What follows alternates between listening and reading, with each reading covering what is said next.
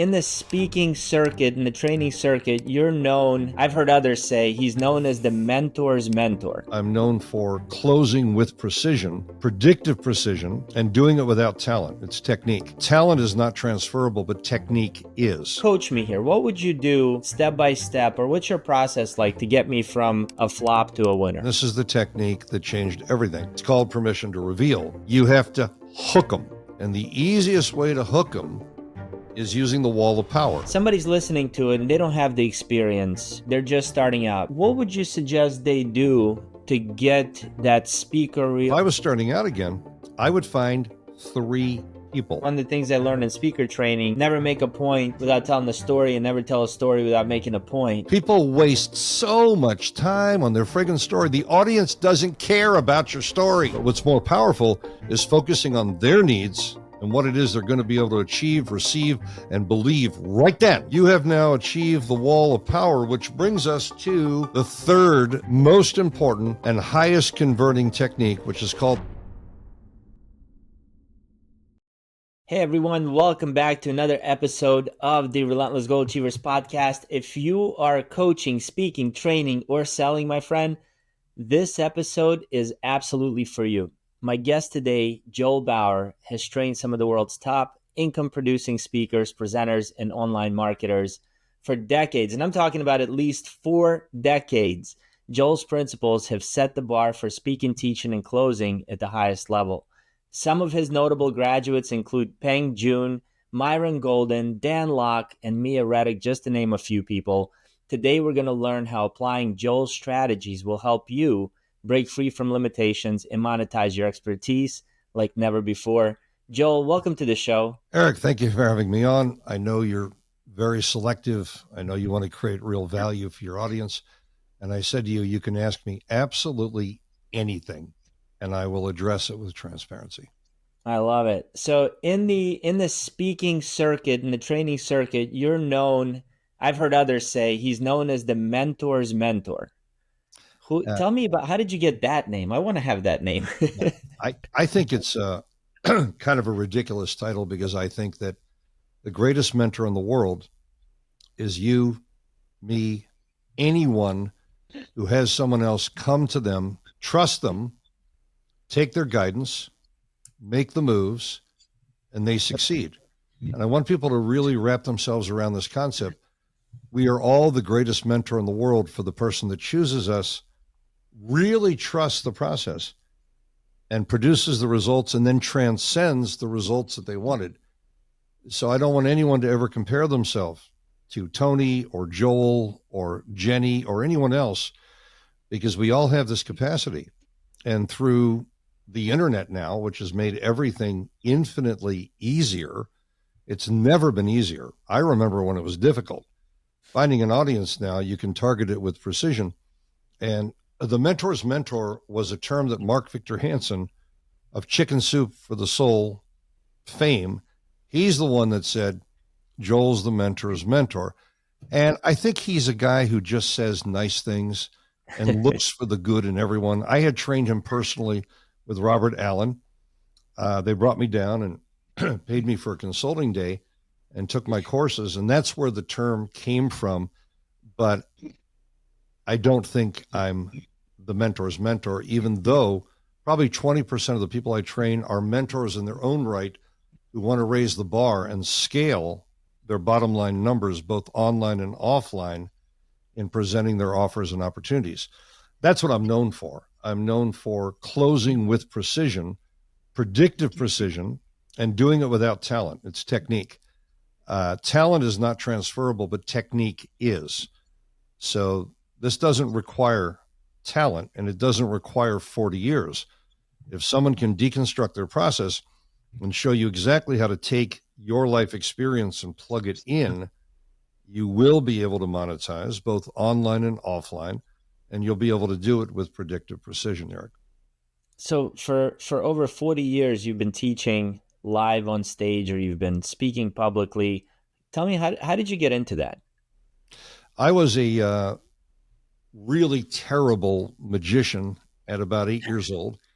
My grandfather had taken me to a magic shop, and I think I heard the ultimate close. A guy by the name of Jack Shannon, he said, how much money do you have? And I said, I had like $12 from birthday and, gifts from family that I'd saved up. And he said, give me your money and I'll tell you what you bought. That's got to be the best close I've ever heard. It worked. But then again, I was 8 years old. So I handed him my money, and everything that man taught me, I still think is probably some of the best stuff I ever learned. Flash forward, I went on the cruise ships. I didn't know any better, and my mother never held me back. My mother never told me I couldn't do something. So I went and applied for a job on Carnival Cruise Lines, and they put me on 2 weeks later. I was 13 and a half years old. I was not a great magician, I don't think at all, but they could pay me less and work me hard. I worked on the ships for about 12 years, and then I said to myself, I need a family. This is never going to happen on here. I saved my money. I got off the ships, and I remember that the one place my mom had taken me was to trade shows. She was a promotion director in the television industry, and she raised me alone. My father departed when I was like 3 months, so I really didn't have a father. And my mom had exposed me to trade shows, and I realized, wait a minute, I have audience management skills from the ships. I had learned to focus an audience. I'd learned to speak, teach, and close, because our job was to get them to shop at Cardot and Adderese and Belair and Little Switzerland and buy Rolexes and different liquor and what, that was our job on the ship. So I said, I think I could do that on the trade show floor. And I went and I cold called at Moscone Center, and I failed for 3 days. And on the third day, during a Thanksgiving 8-day stint where they have these long car shows, I landed an account with a company called QCI, and I never looked back. And I did that for 16 years, created the crowd, conveyed the message, collected the leads for companies, Mitsubishi, IBM, Apple, 15 years. I ended up representing Fortune 50, Fortune 100 corporations, and I learned the art of present, teach, close, speak, teach, close, stack, speak, teach, and close with predictive precision. And I really honed it to the point where it was a science. And I then learned that I could teach others to do the same thing in a fraction of the time, without the frustration, without the anxiety, without the fear. And to this day, people come to me from all over the world to monetize their life experience, both online and offline. Just plug it in. And it doesn't matter what the product is or the service or the support or combination thereof. They can all use the same principles. And I had no idea that I could transfer these skills to others. It was really when the Twin Towers came down, and suddenly on the trade show floor, I called my wife. First tower came down, and I called her from Atlanta. I was working a show, and I said, time to reinvent. I'm telling you, this is going to end the trade show industry for quite some time. And it was on that day at Javits, they used Javits Center as triage, and they pushed all the trade show booths off the back and brought in the cots and determined who would live and who would die. It was at that moment that I said, okay, how do I reinvent yet again? And so I started training people in corporate America, accounts I already had, because trade shows weren't going to happen for quite a while in the same way. And then I found myself training others. They all wanted to be able to speak, teach, and close at a conversion level, how to build their systems, monetize, position themselves as an authority, as the minority out there, as the leaders, both online and offline. And then the pandemic, it took all our live events, and we suddenly realized, and I didn't believe I could do it. I didn't believe that we would have the intimacy online, and I was wrong, and I love being wrong. We found a way to generate an intimate connection with the audience. And instead of trying to teach them in 7 days all at once, like the massive masterclasses, it would just be a couple hours a day. And then you would hold them accountable, and they'd make the moves. And they had significant impact and success in a fraction of the time. So we found out that online could be intimate engagement. And with all the AI right now, People are searching in the midst of AI insanity for humanity. They're looking for someone that can hold their hand and nurture them through the process. So no one is going to be replaced if they're able to mentor a live group. And even from the advertising standpoint, what stands out now, and I'm in contact with certainly some of the top people on the planet, both men and women, who are doing the biggest numbers.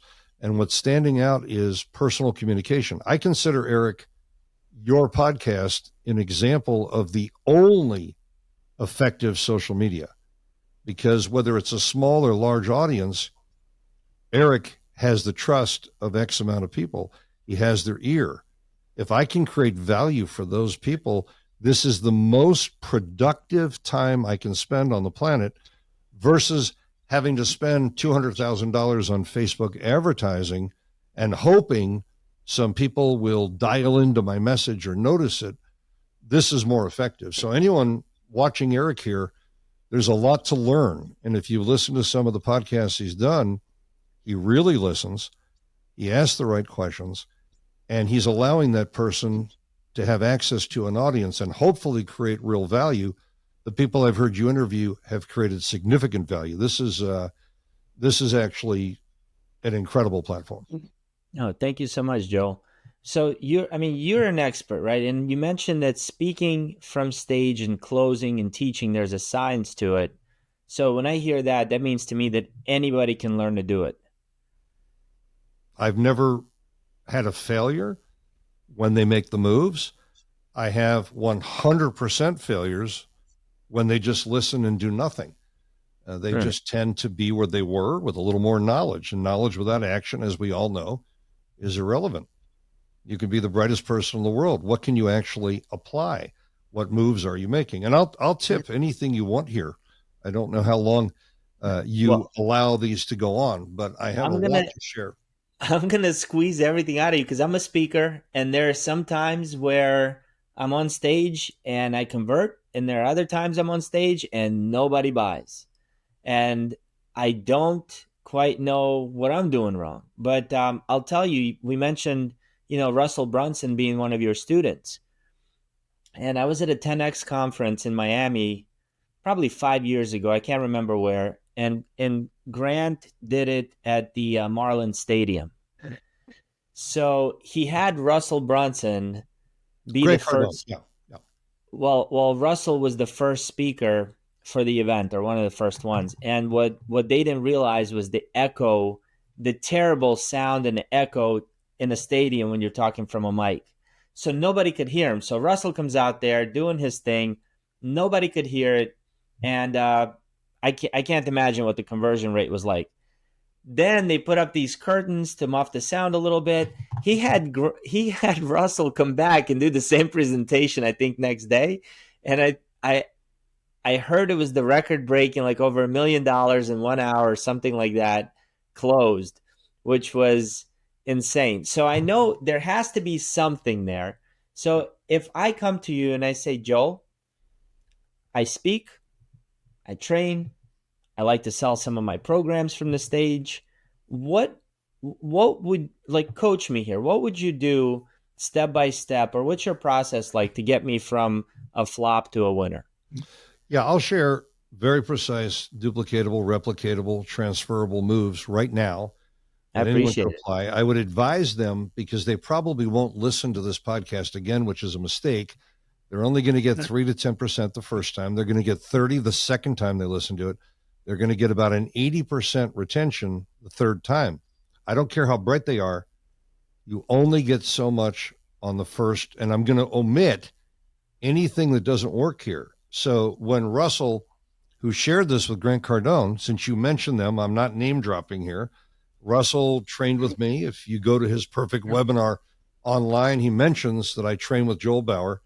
And this singular move I'm about to reveal was the move that changed everything for me. So I didn't feel I was salesy, manipulative, or divisive. And that's a horrible way to feel. And this is the technique that changed everything. It's called permission to reveal. And these are the exact words that I say during a presentation. When I'm done training them and I've given them exactly what I promised. They're able to speak, they're able to teach, they're able to close. I've shown them the techniques.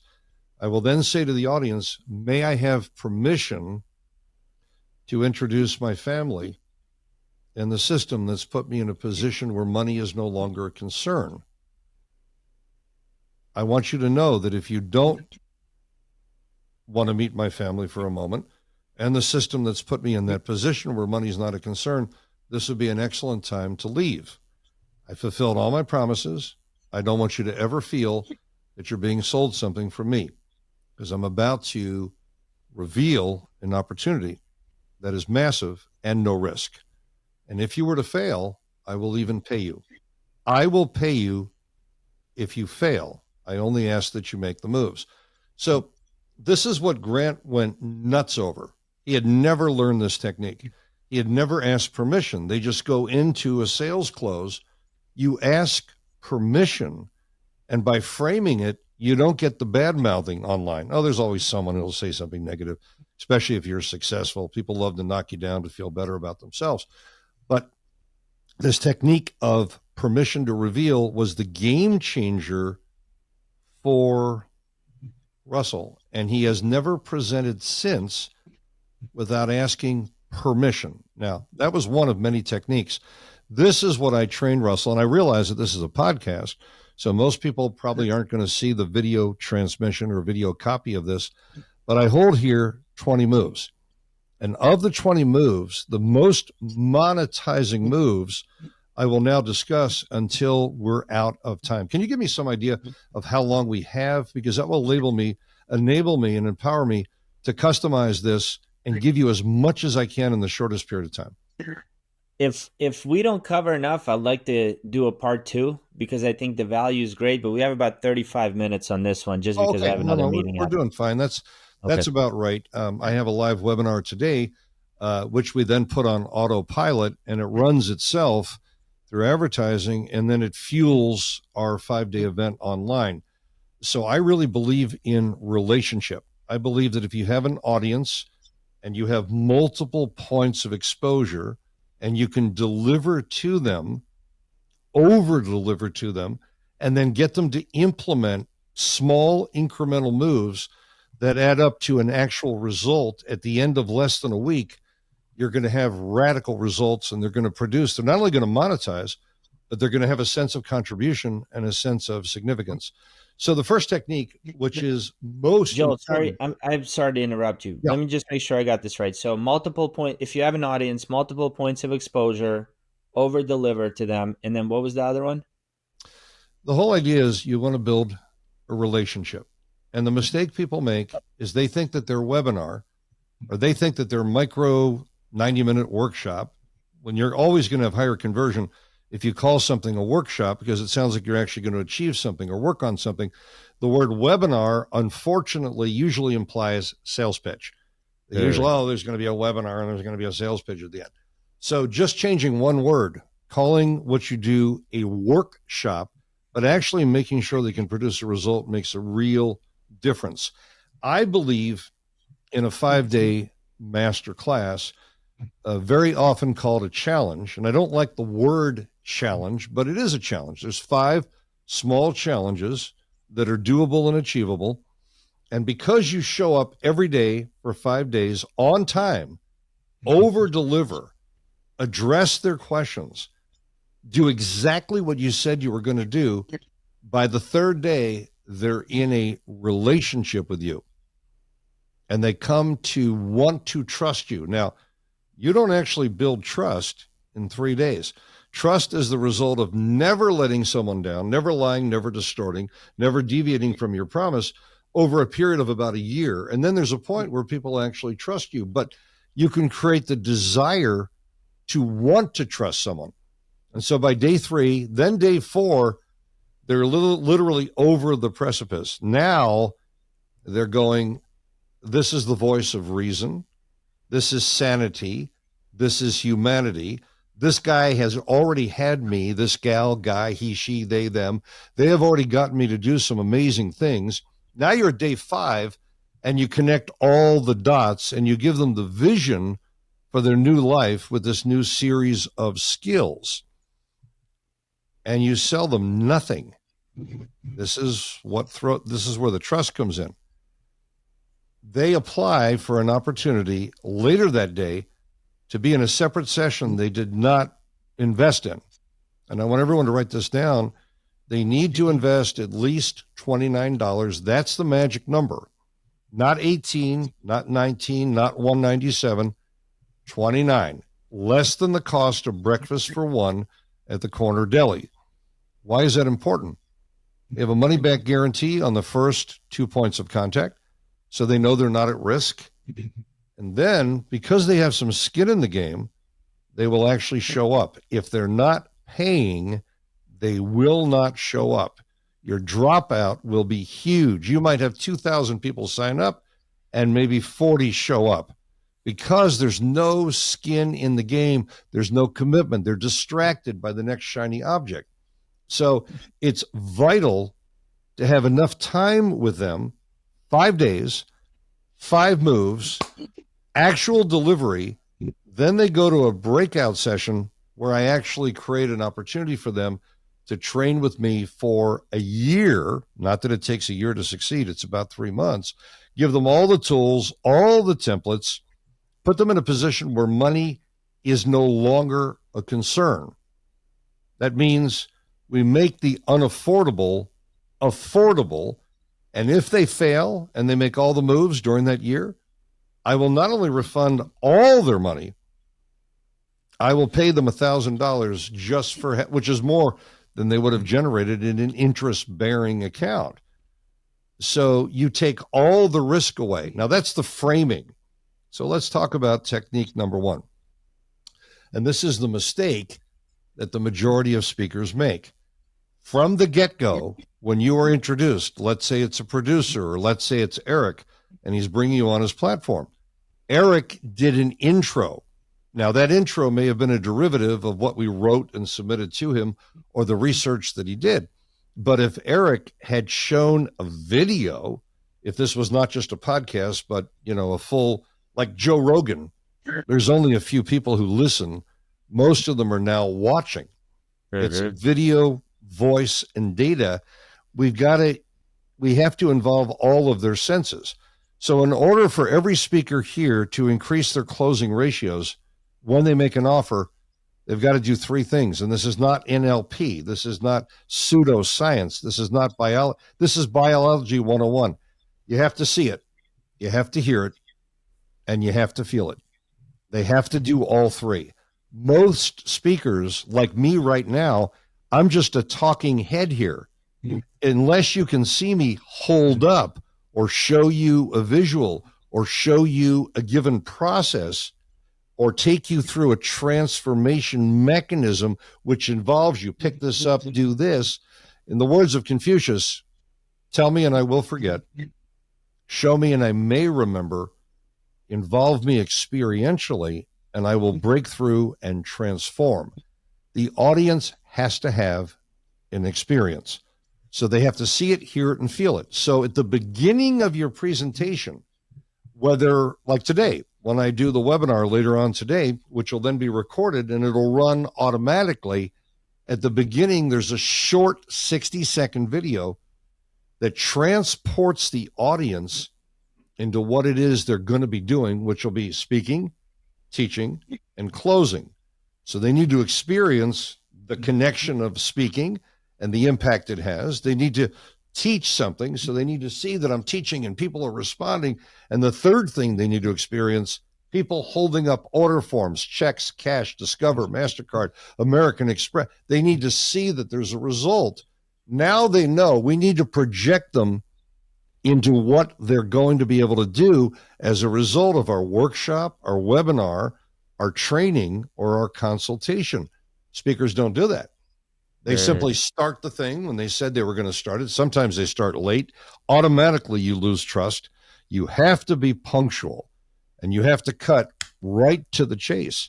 They've got to know that, he's produced results for others, which is going to bring me to showing you and talking about this mechanism that they probably can't see right now called the Wall of Power, something I developed over 35 years ago, and I use to this day. I also use it for commercials. I also use it with a single slide. I use it in emails, and I use it in social media. They're going to want to learn this technique. So when you project people, and by the way, I don't want to, you got to cut me off because I can talk about this stuff with extraordinary detail, but I don't want to be rude to you. This is your podcast. It's your audience. And I want to make sure you know that you can pause me at any time. Yeah, sure. I appreciate you saying that. And what you're teaching is great. As you were speaking, I was just in Midland, Texas a couple of weeks ago, and at an event at a business conference, and Ed Milet was one of the speakers. By the way, probably one of the most powerful speakers I've ever heard, and I've heard a lot of great speakers. But before Ed came out, he did exactly that. Played a video of himself, kind of some of his successes. And I think what's happening there is, like, if we take a look at Cialdini's principles of influence, yep, what you're building is instant authority and social proof right from the start, right? Yeah, they live vicariously. In the words of Robert Cialdini, they live vicariously through the words and actions of others. Before I wrote any of my books on persuasion and influence, Robert's book was the most impactful book I'd ever consumed. I probably read it 35 times. I think his work is cutting edge, and I believe in crediting people who do something extraordinary. So many speakers out there will take credit for other marketers, will take credit for someone else's work. This is wrong. It is not cool to hack. It is not cool to steal. It is not cool to take other people's ideas without permission. When I share these ideas here, they have permission to use these, but not teach these. I'm not giving away my IP here. I'm giving them permission to take care of their family, put food on the table, keep a domicile over their head, clothing on their back. This stuff is survival and thrival, and it absolutely works. So when you see a speaker project the audience into the solution they're about to embrace, no amount of words can do what a 60-second video, even a 30-second video can do. You are projecting them into this emotional topography of the experiences of others, the verification, the testimonial, the punctuation. You've taken that audience in a room, online, offline, and they now know what they're going to be able to do. Now, when you come out on the stage, online, offline, when you reveal yourself, you don't have to fight. You don't have to fight for their attention. The video did it for you. Now, I could demonstrate this by running an auditory video right here, and you would hear the idea, but I think it's unnecessary because I can also give you, if you would like, at the end, some links and some free tools and some gifts, but that's up to you. I'm happy. That'd be wonderful. We'll link them in the show notes. Yeah, because I don't have a secondary agenda here. My agenda is if they never hear me again, never see me again, I want them on your podcast to have received real value and then real tools that will actually put money in their pocket and allow them to communicate who they are in a way that is visceral and palpable and tangible and really impacts their audience. So number one, project the audience into the solution out of the gate by framing it with an extraordinary 30-second to 60-second video. People have very limited attention spans. Now, when you come out, you have to hook them.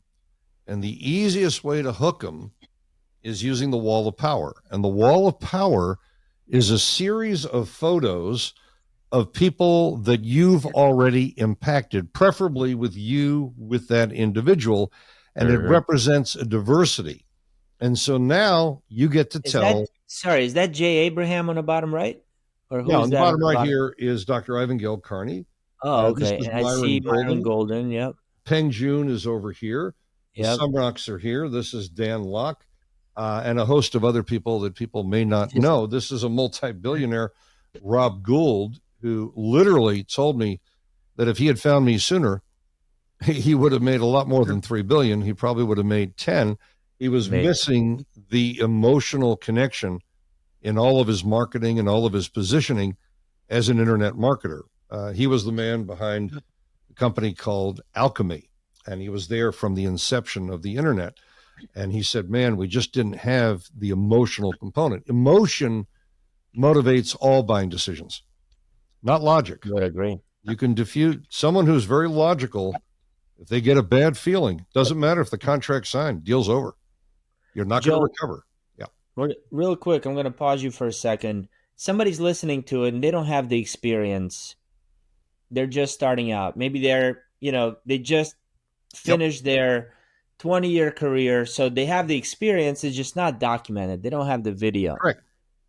What would you suggest they do to get that speaker reel or that video ready ASAP? I'll answer it and address both. So in this wall of power, you see 3 tiers of 4. So here's 12 case studies, if you would, 12 stories, 12 things they can relate to that cover every aspect of what I cover.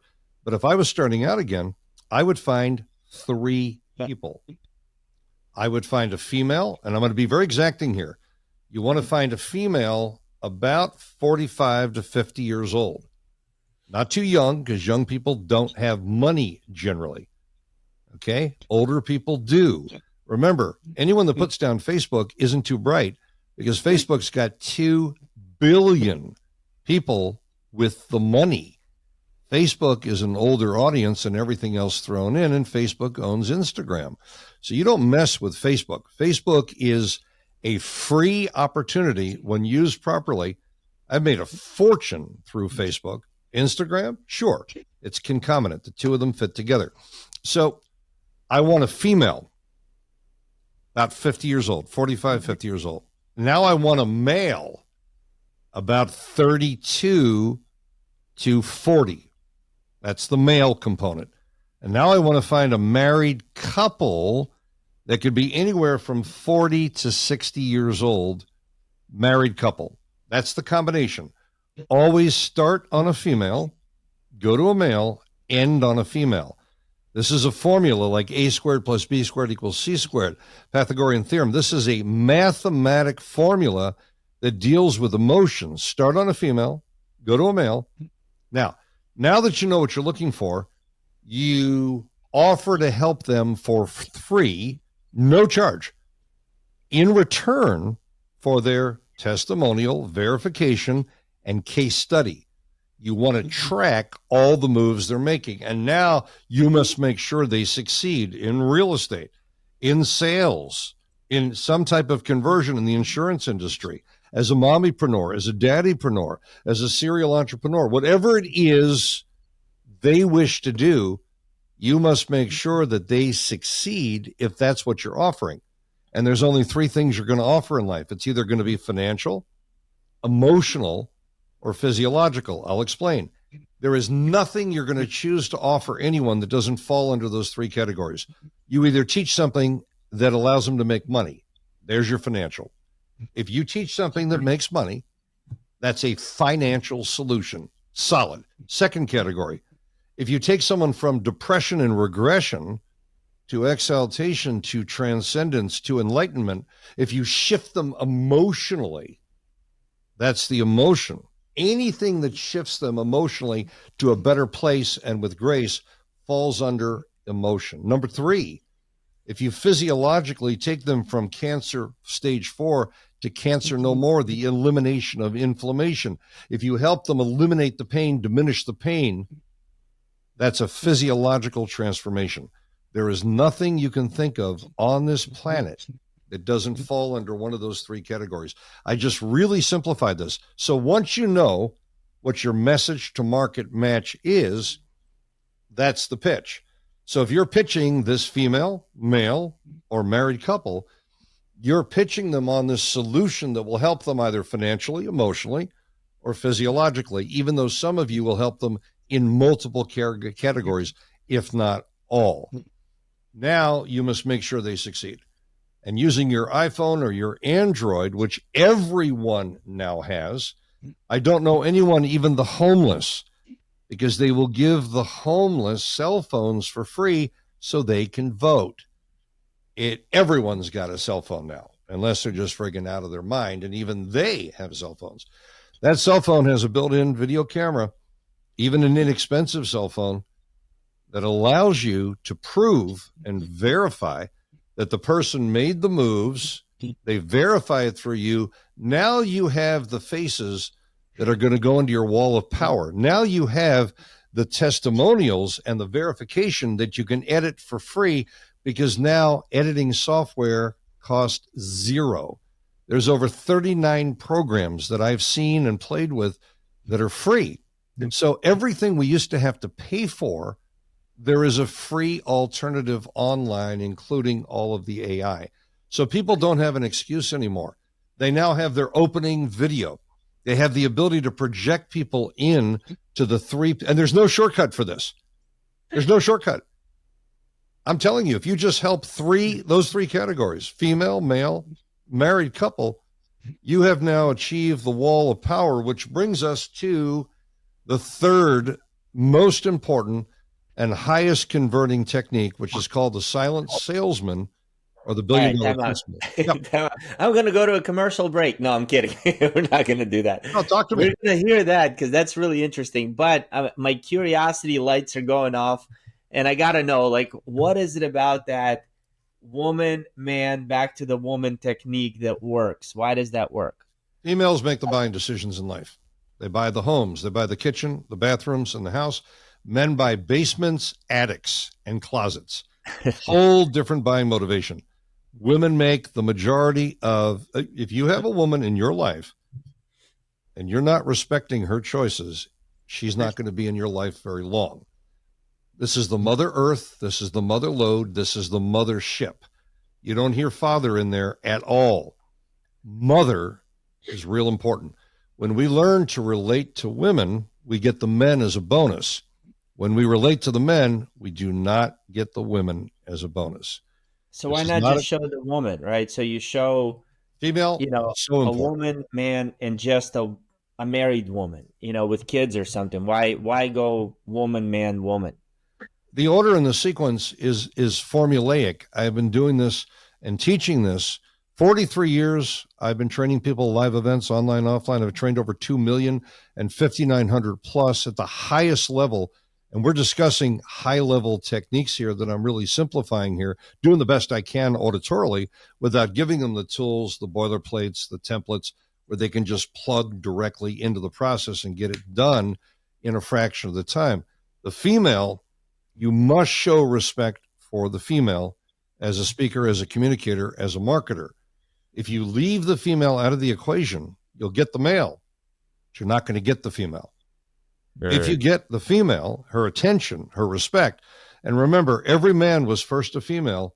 One chromosome determined whether you, Eric, became male. One chromosome. We were all female. This is, again, the mothership, the Mother Earth, the Mother Load. So I'm telling you that after almost 5 decades of testing, the female, everything has to center around relating to the female in the audience. We need to study women. We need to understand their needs and their desires and the complexity in which they multitask, because their freeway inside that head is very different than a male freeway. Men are very compartmentalized, one thing at a time, not great at multitasking. Women are extra. I'm not trying to turn people off here. Men and women are not the same. And women are in many ways superior at selling from the platform, online, offline. And it goes back to mother, connection to the mother. We're living in a world now where fathers aren't always present. You've heard this. It's a big problem. But mothers, mine wasn't. mothers are. My mom raised me.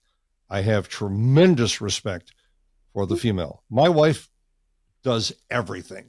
The only reason I can be with you in life and all my audiences and everything I've done is because my wife handled everything that I was terrible at. And so I could just focus on the one thing that I did well. To answer your question, you have to celebrate the female, and you have to do it through your words, your actions, your positioning, your visuals, start on the female, put the male in, okay, so at least he's included, end on the married couple, the balance of male-female. That formula, because you asked me, you said, well, what if they don't have any? That's the formula that will work. And this works all the time. If you take a look, and I know that many can't see because they're listening, but I'm holding up some of my students' books that I taught them to write as a positioning and conversion mechanism. You will see female, male, female, female, male, female. Each of the book covers I'm holding up has 3 case studies, and I have thousands of these that my students who follow my prescription that works every friggin' time, that's how they convert. Now, again, I don't want to cut you off here. I'm willing to give you as much as possible. The next technique I'd love to explore for people. Yeah, let's go. Number 3 is the most important. So if I were to die tomorrow at 4 p.m. Pacific Standard Time, which is not a projection, that's not likely to happen. Eventually it'll happen, but maybe not at 4. If I were to die and you were my closest friend, and I loved and adored you, Eric, and you brought me your daughter or your son, and you said, my friend Joel is about to go, and he'd like to share one thing with you that will make all the difference in your life, this would be that one thing. It's called the Silent Salesman, the $1 billion principle. Presidents, diplomats, CTOs, CFOs, without this technique, infomercials don't make any money and people don't get elected. And in the words of Robert Cialdini, I'll say them again, we live vicariously through the words and actions of others. So when you have emotionally compelling testimonials that are precise, so my distinctions are not any testimonial will convert. It has to precisely, concisely relate to the thing you've just taught. And here's what it does. It overcomes the objection. The only reason people don't make sales is people are left with objections that were not overcame throughout the presentation. You never want to close at the end. You want to close before you speak, while you're speaking, at the end, and even beyond. Before they were even born, these techniques have worked. So since people live vicariously through the words and actions of others, you have someone who's confirming that the technique you just taught made all the difference in their life, and they were able to produce X amount of money. They were able to go from depression to exaltation to a form of enlightenment. They were able to eliminate or diminish their pain. I'm factoring in the 3 categories, obviously, as an example there. When you have testimonials that constantly punctuate approximately 7 to 9 seconds, so write that down, 7 to 9 seconds out there. I'm not telling Eric to write it down, but all of you. I'm writing it down. I'm telling you, I'm very precise because I've already omitted what doesn't work. I've been training at the highest level, other professionals, not just digital marketers, CTOs, CFOs, founders of companies to go from being in the red to being in the black, turning their companies around, IPOing companies. This structure, these techniques I'm relating you to are a part of every single presentation. I do not leave these factors out. So if we live vicariously through the actions and words of others, and we have a video that's very precise. Let's say I taught a technique where contrast. I teach how to wrap the package, how to dress for stage, online, offline. I am dressed right now strategically for this interview. There's a reason for the green. There's a reason for my family. There's a reason for the roses. There's a reason for the light that's hitting me on this side, a little cinematic. There's a reason for the hairline. There's a reason for this microphone at this position. There's a reason for everything. It's not guesswork. There's a reason my sleeves are pulled back a little. There's a reason I'm wearing a wedding band, which signifies that I'm responsible for something other than the self. Think about how powerful that is. A man who's married, a woman who's married, a person who's responsible for something other than the self. I'm wearing a square wristwatch that's transparent. There's a reason for that. Round wristwatch, lower conversion. No wedding band, lower conversion. Black and white, yin and yang, high and low, hot and cold. There's a reason I'm wearing a white V-neck underneath this particular mandarin. There's a reason for the shadow. There's a reason I did my hair. There's a reason I didn't drink last night. I don't drink anyway. There's a reason my eyes are clear. There's a reason for eye contact. And so all of you need to realize that the details are mission critical. There's no guesswork here. If you're going to communicate to an audience one-on-one or one-on-many, there are things you can do that will give you the edge. So let's take a look here. I'm wearing a black frame with a white insert. I don't have any branding on it all, none. I'm wearing a wristwatch, probably a really nice wristwatch, one that means something to me, one that signifies something. I don't even have it set, by the way. It doesn't even tell time right now. It's just the transparency. It's a skeletal watch, which means obviously I appreciate the movement. Now, you may not think people process all these things. They process whether your nails are clean. They process whether you did your hair. Eric's hair looks fantastic. Eric looks like he's in good shape, which demonstrates self-respect. It demonstrates a level of integrity. It demonstrates discipline.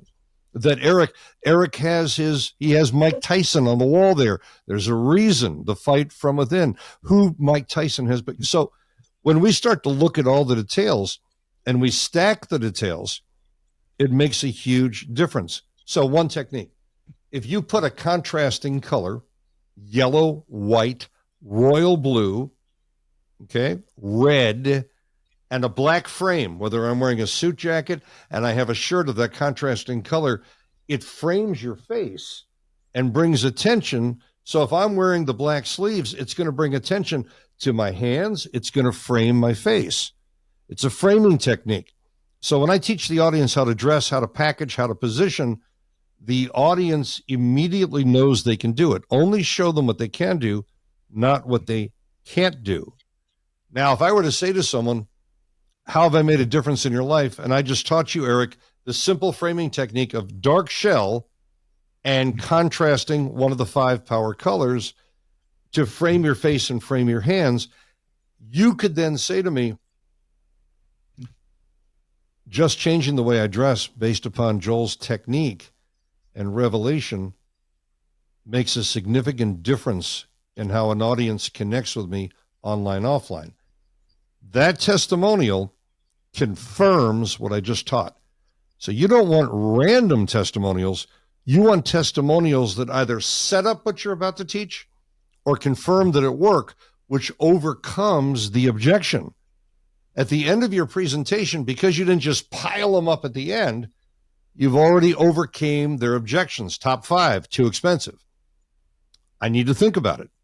I need to consult with a loved one. How do I know it really works? Can I really do it? These are 5 of the 26 top objections that need to be overcame. And so I train anyone to speak, teach, and close where they overcome all the objections, and it's not complicated.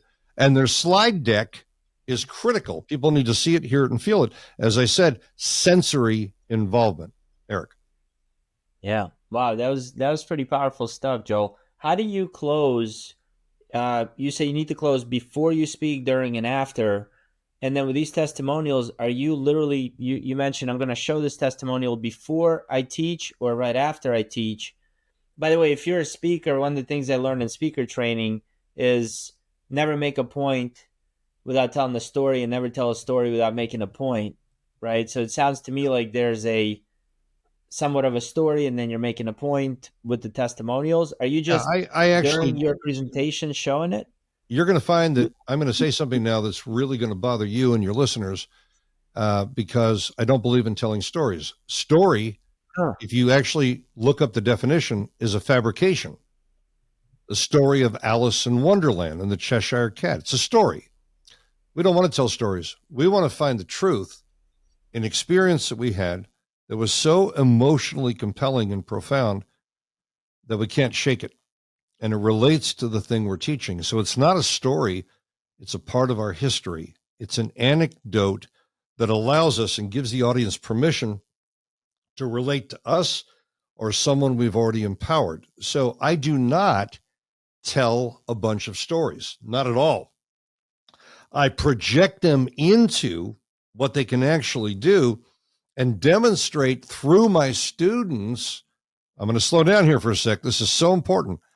If you are showing a case study of what someone else did under your direction that financially, emotionally, or physiologically shifted them, shifted the quality of their life, how they're perceived, how they're conceived, how they're received, online, offline. If you had a dramatic impact for that person, that's 1 billion times more powerful than talking about Alice in Wonderland and how she was going down the path and she came to the fork in the road and she looked up at the Cheshire Cat and said, which way should I go? And the Cheshire Cat said, well, where do you want to go? And she said, well, it really doesn't matter. And the Cheshire Cat said, well, if it really doesn't matter, any path will take you there. Okay, that's very clever. And you know what? It has no impact compared to talking about someone whose life changed as a result of making this move. They're going to relate to that face. They're going to relate to that grace. They're going to relate to that pace. And that's going to have 10 times, 100 times, 1 billion times the impact of a fabricated story. People do not. I once asked Tony Robbins, who I know very well because we used to have the same publicist and we would hang out backstage at events and I would meet him and he would meet me.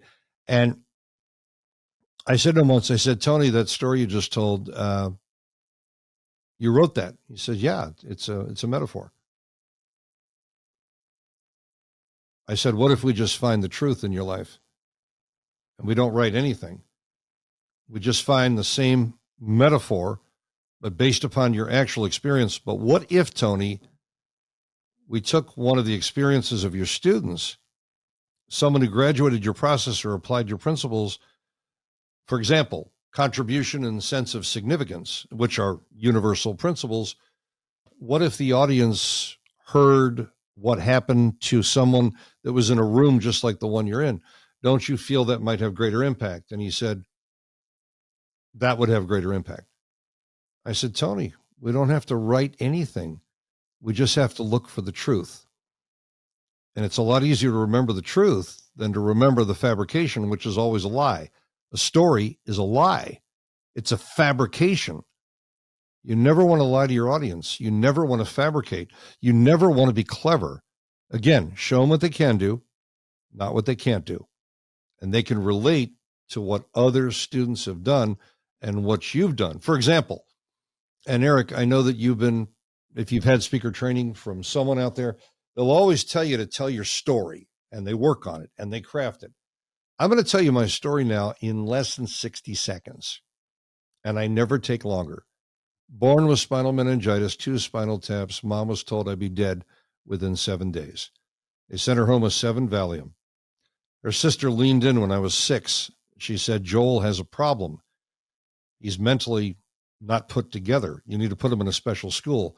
My mother picked me up and moved me to upstate New York, never told me it couldn't be done. And so my whole life is the result of never, ever having been told it couldn't be done.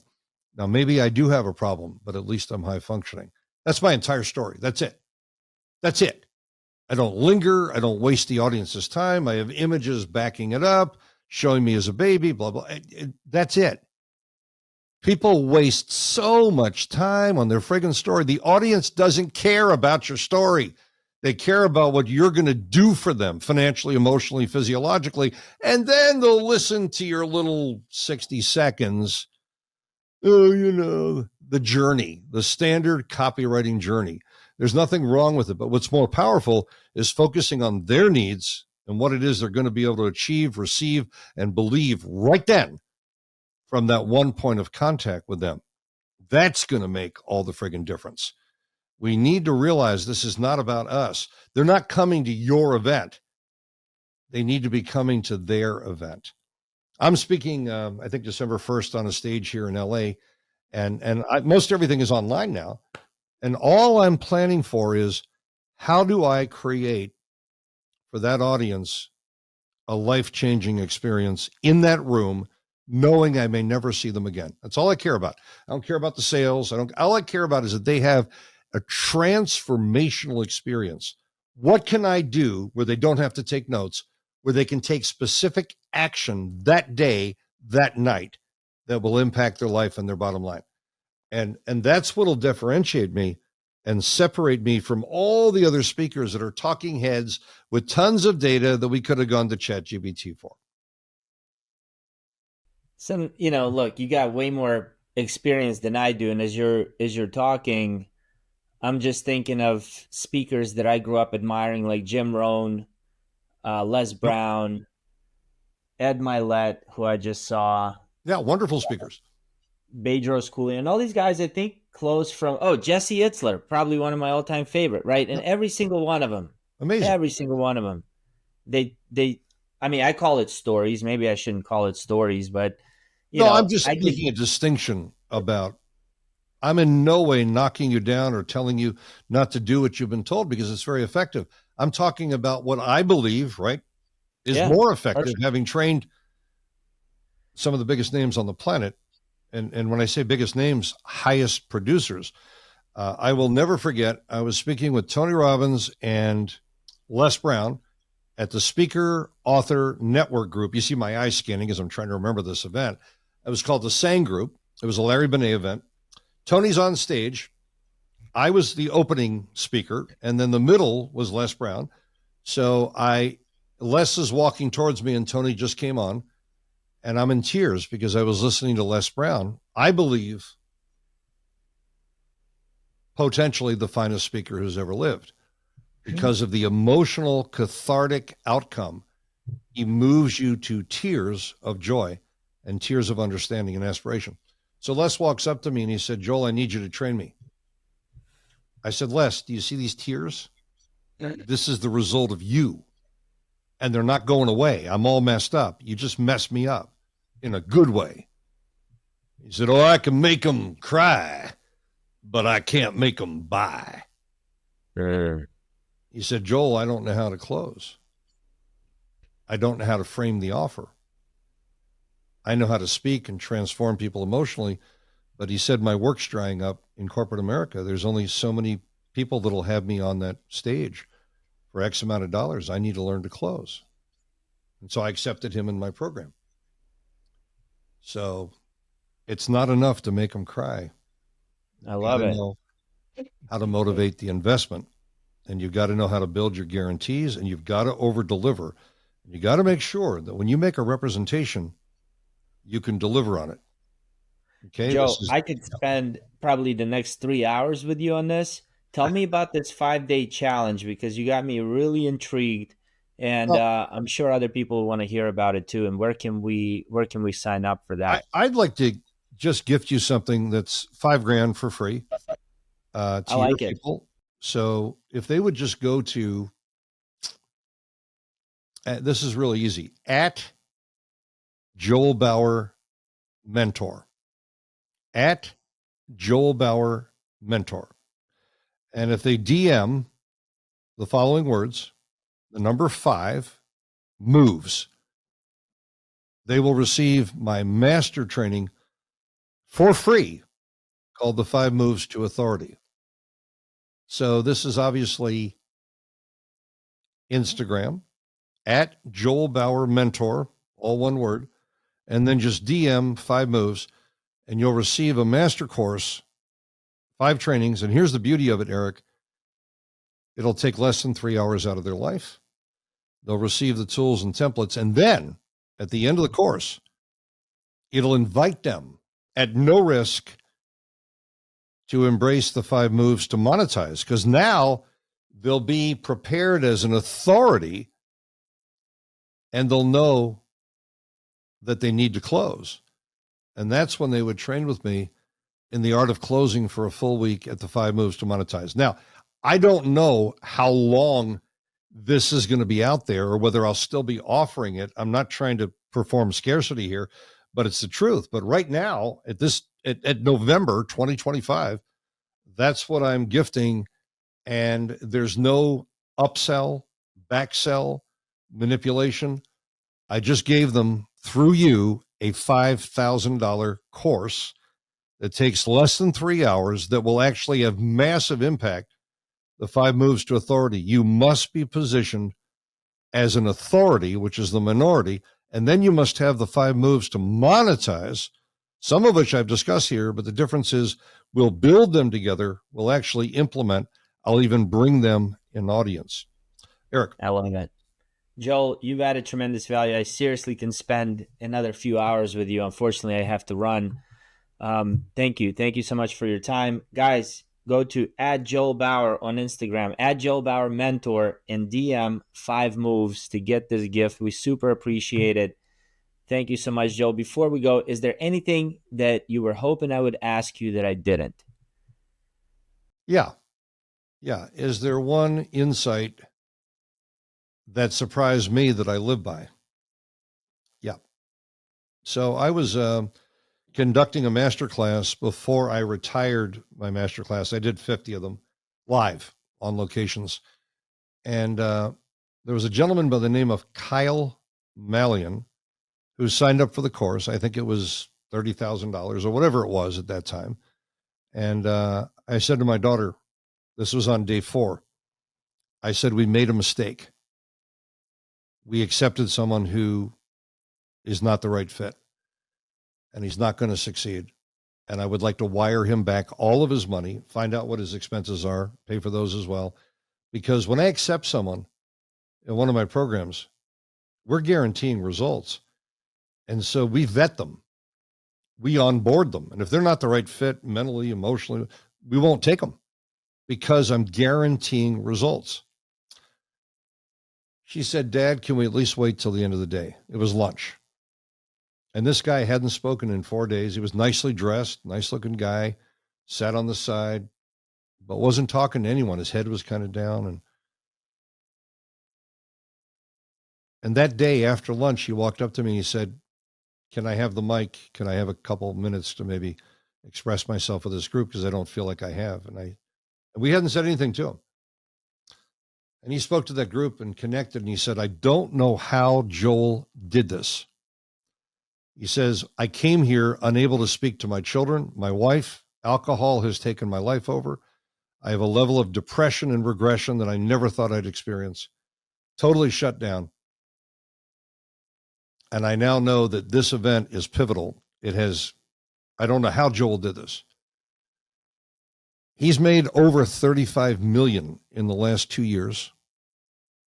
He left the event. He ran his events online. He had all the pieces, all the templates, everything he needed. He was doing over 100,000 a month. And then he said to himself, I'm going to apply what Joel taught me in running my own live events as well, not just online. And now he's unstoppable, and his trajectory is around $250 million. He's now leased a facility in San Diego. He runs his own events. He didn't know how to do any of these things. He didn't know how to do any of the closes, the structure. He didn't know what. Is he an exception? No, he's not an exception. He's someone that had a breakthrough and realized. So what I've learned is I love to be wrong. I was about to refund his money and send him home and essentially derail him. So I don't judge anyone anymore. We're very selective. We vet the best we can, and then we trust the process. Some people have a breakthrough in a day. Some it takes a few months, but they all get there. And you don't bring them to the precipice and push them because they won't fly. They'll die. You bring them to the precipice. You give them everything they need. And when they're ready, they'll soar. Eric, thank you for having me. Thank you, Joel. Again, I love being wrong. Appreciate you being here. Guys, if this episode added value to you, send it to your friends, share it, send it to your mama, and hit subscribe. I'll see you on the next episode.